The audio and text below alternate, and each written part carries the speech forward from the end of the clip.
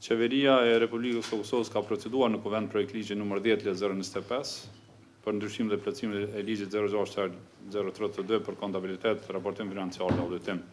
Komisioni për Buxhet si komision funksional është ngarkuar që ta shqyrtojë projekt ligjin dhe kuvendet t'ia paraqesë raportin me rekomandime. Për këtë projekt ligj kemi prezent Ministrin e Financave zotëri Ekuran Murati për ta prezantuar dhe sqaruar pyetjet nëse kanë ose kërkesat e deputetëve.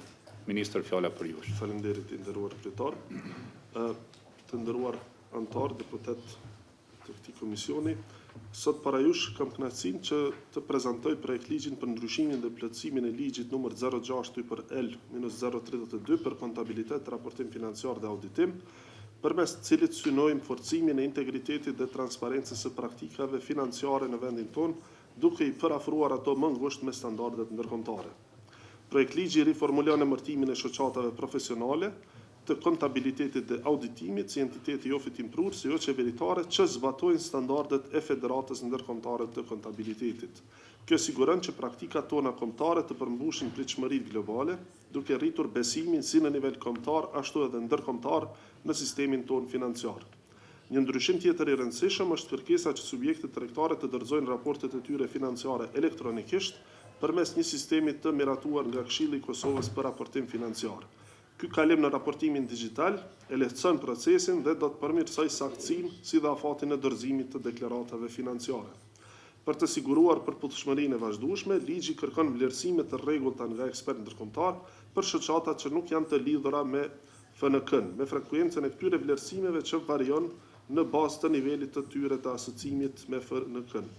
Kjo do të ndihmojë në ruajtjen e standardeve më të larta të sjelljes profesionale dhe llogaridhënies brenda sistemit ton financiar.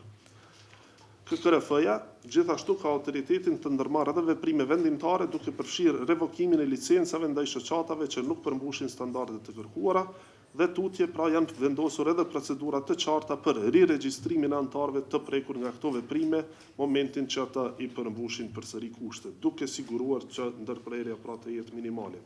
Andaj duke pasur parasysh nevojën dhe rëndësinë e këtyre ndryshimeve, ju ftoj që të mbështesni këtë projekt ligj. Faleminderit shumë. Faleminderit, nderuar ministër. Hap diskutimin nga anëtarët e komisionit nëse dëshiron fjalën dikush. Nëse jo, atëherë pasi kam përfunduar diskutimet, komisioni propozon kuvendet rekomandimin si në vijim. Të miratohet në parim projekt ligji nr. 10/025 për ndryshim dhe plotësim në ligjit nr. 06/L-032 për kontabilitet, raportim financiar dhe auditim. Bëhemi gati për votim, kolegë deputet. Kush është për? A kemi vota kundër? A kemi abstenim? Konstatoj që me 6 vota për, asnjë vot kundër dhe 1 abstenim miratohet. Kalojmë te pika tjetër e rendit e ditës, që është shqyrtimi në parim i projekt ligjit nr. 10/026 për shërbimet e pagesave. Bazë të nenit 74, paragrafi 2 të rregullorës kuvendet para shqyrtimit të parë të projekt ligjit në seancë plenare, Komisioni Funksionar shqyrton projekt ligjin e parim dhe kuvendet i paraqet raportin me rekomandime. Komisioni për Buxhet si komision funksionar është ngarkuar që do shqyrtojë projekt ligjin në parim dhe kuvendet t'ia paraqesë rekomandimet për ligjin në fjalë. Ky ligj ka për qëllim krijimin e një tregu të integruar të pagesave, duke ngritur nivelin e sigurisë së shërbimeve dhe pagesave dhe mbrojtjen e përdoruesve të shërbimeve të pagesave. Ligji përcakton kërkesat e regjistrimit, kërkesat e kapitalit, mënyrën e angazhimit të agjendëve dhe kontraktimit të shërbimeve për institucionet e pagesave. Gjithashtu edhe për këtë pikë të rendit të ditës kemi prezant Ministrin e Financave, zotëri Ekuran Murati, që ta prezantoj projekt ligjin në fjalë. Fjala për ju, ministër. Faleminderit i nderuar kryetar. Sot para jush, pra edhe njerë kam kënaqësinë prezantoj projekt ligjin tjetër, që është për shërbimet e pagesave, përmes të cilit pra synohet krijimi një tregu më të integruar të pagesave në vend, duke ngritur nivelin e sigurisë së shërbimeve të pagesave, nxit konkurrencën dhe inovacionin, përmirëson mbrojtjen e përdoruesve të shërbimeve të pagesave, si dhe ul kostën për shërbimet e pagesave të ofruar në vend, si dhe për transferet ndërkufitare. ky projekt ligj e parafron kornizën ligjore dhe regulative me direktiva deregulore të Bashkimit Evropian në fushën e pagesave dhe si rezultat e ofron mundësinë për përfshirjen e ofruesve të shërbimeve të pagesave, pra që janë bankat dhe jo bankat, në zonën e vetme të pagesave në euro, të quajtur SEPA apo Single Euro Payment Area. Në këtë aspekt, projektligji paraqet bazën kryesore për plotësim të kritereve për aplikim dhe pranim të vendit tonë në SEPA. Projektligji ofron një kornizë të përshtatshme dhe me specifika teknike për shërbimet e pagesave dhe aktivitetet e ndërlidhura brenda Kosovës për të harmonizuar kornizën ligjore kombëtare me direktiva deregulore të përkatëse të Bashkimit Evropian, bazuar në zotimet ndërkombëtare të Kosovës në marrëveshjen e stabilizim asocimit të nënshkruar me Bashkimin Evropian. Në përmbushje të këtyre zotimeve, projektligji për shërbimet e pagesave ka për qëllim transpozimin e plotë të direktivave relevante për fushën e pagesave. Për më tepër, projektligji përcakton kërkesat e regjistrimit, kërkesat e kapitalit, mënyrës së angazhimit të agjentëve dhe kontraktimit të shërbimeve për institucionet e pagesave. Vendos bazën ligjore për bankingun e hapur, të njohur si open banking, dhe për adaptimin e rregullave për identifikim më të avancuar të klientit në qasjen e shërbimeve të pagesave elektronike. E rregullon më hollësisht, pra institucionet apo fushën e institucioneve të ofrimit të parave elektronike dhe kërkesave për ruajtjen e fondeve të klientëve nga ana e këtyre institucioneve, përfshirë kërkesat e avancuara të regjistrimit të tyre dhe kërkesat e kapitalit. I rregullon kërkesat për llogaritë të pagesave, duke trajtuar 3 çështje kryesore, si qasjen në llogaritë të pagesave me shërbime bazike, transparencën dhe krahasueshmërinë e tarifave të llogarisë së pagesave dhe lehtësimin e ndërrimit të llogarisë nga një institucion tek tjetri. Përfshin kërkesat për tarifat e shkëmbimit, e cila rregullon dhe kufizon këto tarifa sipas standardeve të BE-s. Gjithashtu, rrit transparencën mbi tarifat, duke i lejuar shitësit të dinë nivelin e tarifave të paguara kur pranojnë pagesa përmes kartelave. Synon të siguroj paanshmëri dhe proporcionalitet në licencimin dhe rregullimin e ofruesve të shërbimit pagesave dhe institucioneve të parave elektronike.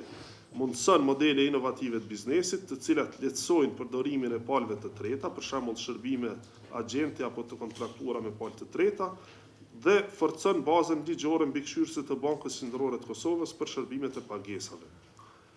Duke marrë parasysh nevojën dhe rëndësinë e këtij projektligji dhe ndryshimeve që sjell dhe gjithashtu parafrimin e kornizës ligjore me kornizën ligjore të Bashkimit Evropian, ju ftoj që ta mbështesni këtë projektligj, e për më tepër edhe duke ditur rëndësinë e projektligjit për integrimin e vendit tonë në SEPA. Nëse jo, mund të thjesht vetëm një pyetje të shkurtë, ministër, pa të thënë që do të ulet edhe kostoja transfereve ndërkombëtare sa i përket bizneseve që bëjnë transfere për pagesa të ndryshme ndërkombëtare, a mund të tregoni edhe një herë se cili është impakti pas implementimit të këtij projektligji dhe fillimit të procedurave, operacioneve pas antarësimit në SEPA?